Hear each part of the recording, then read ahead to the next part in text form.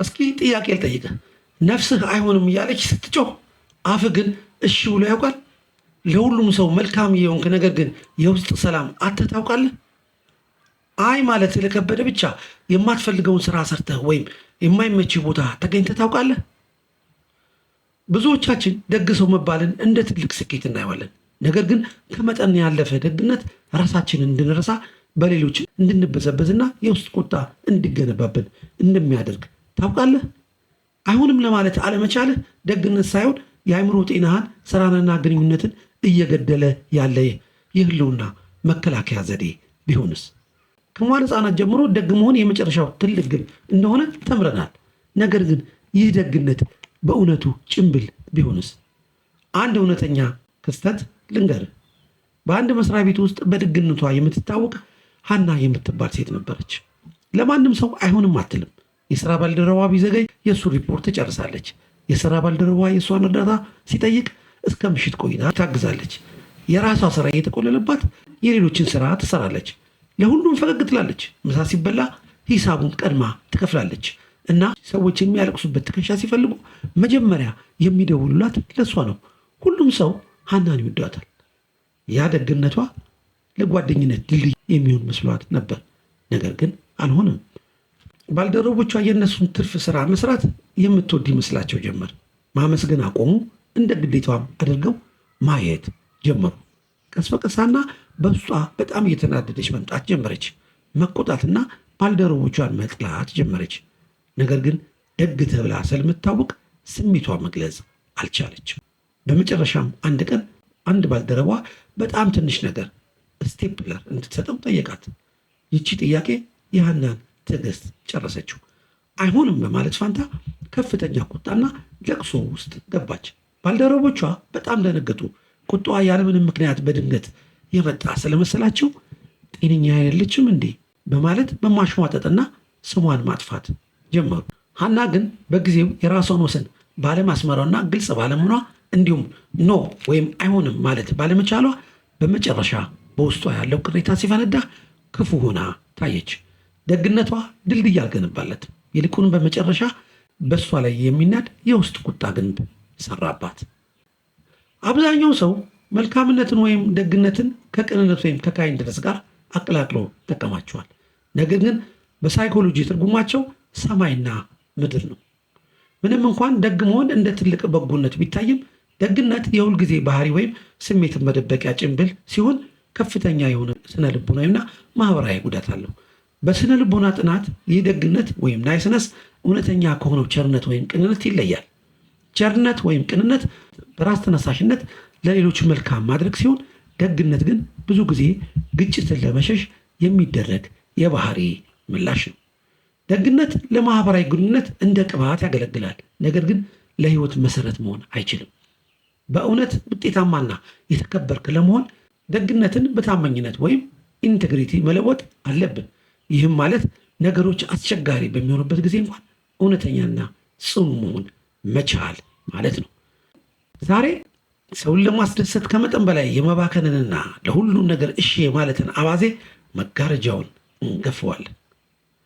ሁሉንም ሰው ለማስደሰት መሞከርና በይሉንታ እሺ ማለት ራስን ማታለል የሆነው ለምን እንደሆነ፣ ሰዎች በአንተ ላይ ያላቸውን እምነት እንዲቀንስ የሚያደርገው ለምን እንደሆነና ከደግነት ወደ ርኅሩህነት እና ጠንካራ ሰው ለመሸጋገር የሚረዱ 6 ደረጃዎችን እንወያያለን። በተለይ 6ኛው በጣም ከባዱ ክፍል ነው። እስከ መጨረሻ መከታተልን አትርሳ።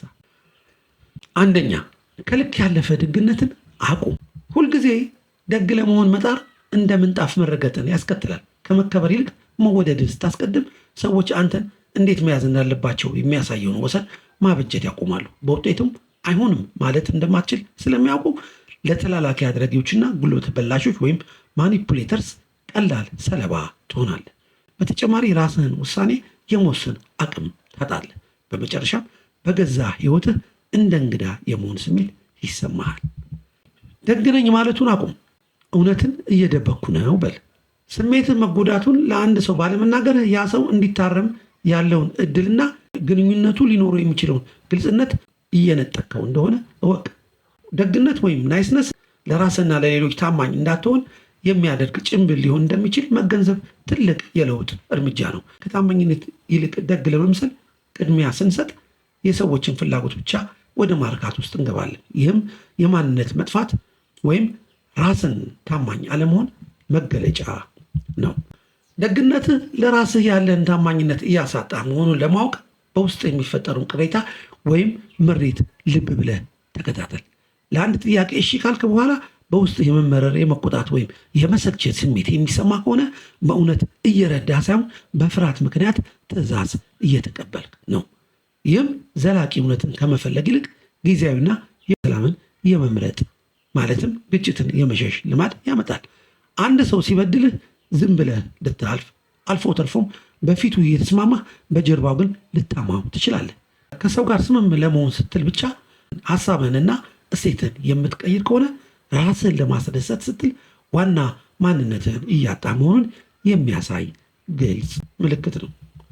ይህንን ሁኔታ ለመቆጣጠር ከደግ መምሰል ወደ እውነተኛነት ወይም አውቴንቲሲቲ የአስተሳሰብ ለውጥ ማድረግ ይጠይቃል። ደግ መምሰል ብዙውን ጊዜ በሰዎች የመገለል ፍርሃት ላይ የተመሰረተና ለሌሎች እንዴት ትታያለህ የሚለው ላይ ያተኩራል። ይህም ውሎ አድሮ ለከፍተኛ ድካምና ለተደበቀ ቁጣ ይዳረጋል። እውነተኛነት ግን በራስህ እሴቶች ላይ የተመሰረተ ሲሆን ድንበርህን ለመጠበቅ አስፈላጊ ሆኖ ሲገኝ አይሆንም ለማለት ድፍረት ይሰጣል። ይህንን ለማስተዳደር ማንኛውንም መልስ ከመስጠት በፊት ጥቂት ቆይታ ማድረግን ልመድ። አንድ ሰው እርዳታ ሲጠይቅህ ወዲያውኑ እሺ ከማለት ይልቅ ላስብበትና እመልስልሃለሁ በል። ይህ ሁኔታ እውነተኛ ፍላጎትን ለመመርመር ጊዜ ይሰጣል። ድርጊቱን የምታደርገው በቅንነት አስበህ ነው ወይስ ሰዎች እንዲወዱ ፈልገህ የሚለውን ራስን ጠይቅ። የእውነተኛነትን ጡንቻ ለማጠንከር ትናንሽ እውነቶችን መናገርን ወይም ካልተስማማባቸው ነገሮች ላይ ሀሳብህን መግለጽን በትንሹ ጀምር። እነዚህን የባህሪ ድንበሮች ለማበጀት በቀላሉ የሚሰበረውን የደግነት ጭንብል በጠንካራው የራስ ክብር መሰረት ትጠቀዋለህ። ይህም በመጨረሻ ጤናማና ታማኝ ግንኙነቶች እንዲኖርህ ያደርጋል። ሁለተኛ፣ ትናንሽ ግጭቶችን መጋፈጥ ተለማመድ። በትንሽ ጀምር። ምግብ ቤት የቀዘቀዘ ቡና ከመጣ መልሰው። የማይመችህን ፊልም ምርጫ ተቃውም። በትልልቅ ጉዳዮች ላይ ለመቆም እንድትችል በትናንሽ ነገሮች ላይ የድፍረት ጡንቻህን ገንባ። ትናንሽ ግጭቶችን ወይም ሄልዚ ኮንፍሊክትን መለማመድ ደግነትህ ወደ ራስን መበደል እንዳይቀየር የሚያደርግ ወሳኝ ብቃት ነው። ይህንን ለመለማመድና ተግባራዊ ለማድረግ መጀመሪያ የአስተሳሰብ ለውጥ ማምጣት ያስፈልጋል። ይህም ግጭት ማለት ግንኙነትን ማፍረስ ሳይሆን ግንኙነትን ግልጽና ጤናማ በሆነ መንገድ ማደስ መሆኑን መገንዘብ ነው። ልምምዱን ለመጀመር ትናንሽ ጉዳዮች ላይ ትኩረት ማድረግ ተገቢ ነው። ለምሳሌ በጓደኞች መካከል የሚነሳን የተሳሳተ መረጃ በቀጥታ ማረም፣ በምግብ ቤት የታዘዘልህ ምግብ ስህተት ሲሆን እንዲቀየርልህ መጠየቅ፣ ወይም ያልተመቸን ቀጠሮ በትንሹ ማራዘም ያሉ ቀላል ነገሮችን እንደ ማለማመጃ መጠቀም ይቻላል። በእነዚህ አጋጣሚዎች ላይ ሀሳብን ስትገልጽ ደግ ለመምሰል ብለህ ስሜትን ከመዋጥ ይልቅ ድምፅህን ለማሰማት ለትልቅ ግጭቶች ድፍረትን እንድታገኝ ያደርጋል። ይህንን ተግባራዊ ለማድረግ በንግግር ወቅት እኔ በሚሉ አረፍተ ነገሮች ላይ ማተኮር ትልቅ ስልት ነው። ለምሳሌ አንተ ተሳስተሃል ከማለት ይልቅ እኔ የተረዳሁት እንዲህ ነው ወይም ያልከው ነገር ስሜቴን ነክቶታል በማለት ግጭቱን ወደ ጠብ ሳይሆን ወደ መግባባት መውሰድ ይቻላል። ግጭት ሲፈጠር በውስጥ የሚሰማን የጭንቀት ስሜት መታገስን መለማመድ ደግሞ ዋናው ስልጠና ነው። ምክንያቱም ደግ ሰዎች ግጭትን የሚሸሹት ያ የሚፈጠረውን ጊዜያዊ አለመመቸት ስለሚፈሩ ነው። ያንን ስሜት ሳትሸሽ ለጥቂት ደቂቃዎች አብረው በመቆየትና ሀሳብን በግልጽ በመናገር ከጊዜ ብዛት አእምሮ ግጭት መለማመድ አደገኛ ነገር እንዳልሆነ ይረዳል። በትናንሽ ጉዳዮች ላይ ድንበርን ማክበር ስትጀምር ሰዎችም ቢሆኑ ስለ አንተ ማንነትና ፍላጎት ትክክለኛ ግንዛቤ ስለሚያገኙ ደግነትህ በታማኝነትና በራስ ክብር የታጀበ ይሆናል። ሶስተኛ፣ የ24 ሰዓት ህግን ተግብር። አንድ ሰው ውለታ ሲጠይቅህ ወዲያውኑ እሺ አትበል። ይህን ዘዴ ተጠቀም። መርሃ ግብሬን አይቼ እመልስልሃለሁ በለው። ይህ ሰዎችን የማስደሰት ልምድን ይሰብረዋል፣ ለአእምሮም የማሰብ ጊዜ ይሰጠዋል። የ24 ሰዓት ህግን ተግባራዊ ለማድረግ ለሰዎች ደግ ከመሆን የተነሳ በችኮላ እሺ ማለትን ለማስተካከል የሚረዳ ፍጹም መፍትሄ ነው። ይህ ህግ ማንኛውንም ጥያቄ ሲቀርብልህ ውሳኔ ከመስጠት በፊት ሙሉ አንድ ቀን እንድትጠብቅ የሚያስገድድህ ሲሆን ዋነኛ ዓላማው በስሜታዊነት ወይም ሰዎችን ላለማስቀየም ስትል የምትገባቸውን ቃል ኪዳኖች ለመቀነስ ነው።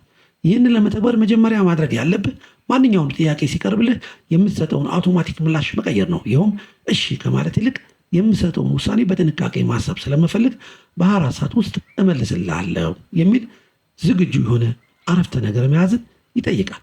ይህ አጭር ጊዜ ለጥያቄ ምላሽ ለመስጠት በቂ አቅም፣ ጊዜና ፍላጎት እንዳለህ እንድትመረምር እድል ይሰጣል። በእነዚህ 24 ሰዓታት ውስጥ ደግነትህን ከታማኝነት ጋር ለማመጣጠን በውስጥ የሚፈጠሩን ስሜት ተከታተል።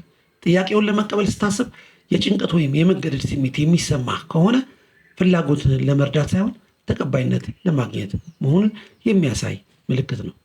ይህ የጊዜ ገደብ ሰዎችን ሳትጋፈጥ ወይም ሳታስቀይም በራስ ፍጥነት እንድትወስን ስለሚያደርግህ ከጥፋተኝነት ስሜት ነፃ እንድትሆን ይረዳል። ሕጉን ተግባራዊ ስታደርግ አይሆንም ማለት ለሌላው ሰው ክፋት ማሰብ ሳይሆን ለራስ ታማኝ መሆኑን ማሰብ አለብህ።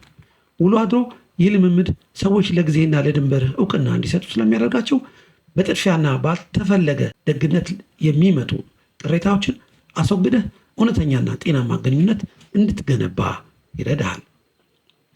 4ኛ፣ ወሰንህን በጽሑፍ አስፍር።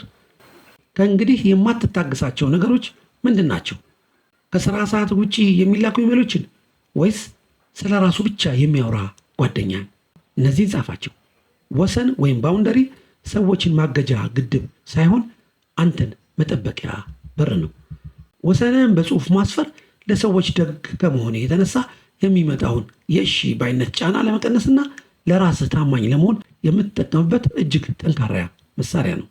ይህንን ተግባራዊ ለማድረግ መጀመሪያ ማድረግ ያለብህ በግንኙነት ውስጥ የት ቦታ ላይ መስዋዕትነት እየከፈልክ እንደሆነና በምን ምክንያት ቅሬታ እንደሚሰማህ በዝርዝር መጻፍ ነው። ይህም በጭንቅላት ውስጥ የሚመላለሱ ግራ የተጋቡ ስሜቶች ወደ ግልጽ መመሪያዎች ይለውጣቸዋል።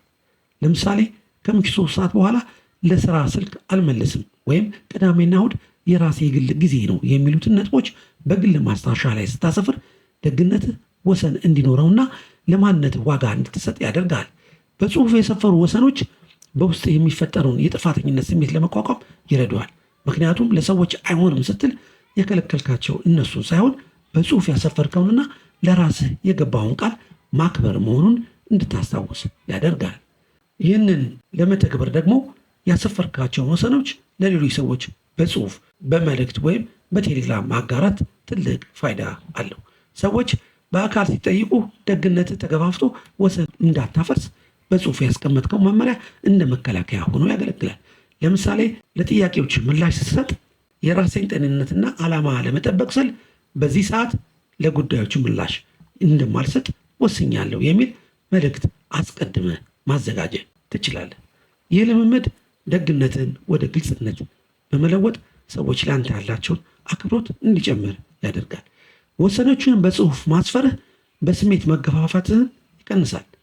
በምትኩ በምክንያትና በራስ ክብር ላይ የተመሰረተ ግንኙነት እንድትመሰርት ያደርጋል። በጽሑፍ የተቀመጠ ወሰን እንደ ኮንትራት ስለሚቆጠር በደግነት ስም ራስን አሳልፈ ከመስጠት ይጠብቃል። እንዲሁም ለራስህ ያለን ታማኝነት በተግባር እንድታሳይ መንገድ ይከፍትልሃል። 5ኛ፣ የራስህን ዋጋ በሌሎች እጅ ማድረግን መተው። ደስተኛ የምትሆነው ሰዎች ሲያመሰግኑ ብቻ ከሆነ የአንተ ደስታ ቁልፍ ያለው በሌሎች እጅ ነው። እነሱ ካልወደዱ ማንነትህ ይፈርሳል። የራስን ዋጋ በሌሎች እጅ ማድረግን መተው የውስጥ ሰላምንና ማንነትን በሰዎች አድናቆትና ይሁንታ ላይ አለመመስረት ከደግነት ጭንብል ወጥቶ ወደ እውነተኛ ማንነት ለመሸጋገር ትልቁና ወሳኙ እርምጃ ነው። ይህንን ተግባራዊ ለማድረግ መጀመሪያ መረዳት ያለብህ ሰዎች ስለአንተ ያላቸው አመለካከት በየጊዜው የሚቀየርና በአንተ ቁጥጥር ስር የማይገኝ መሆኑን ነው።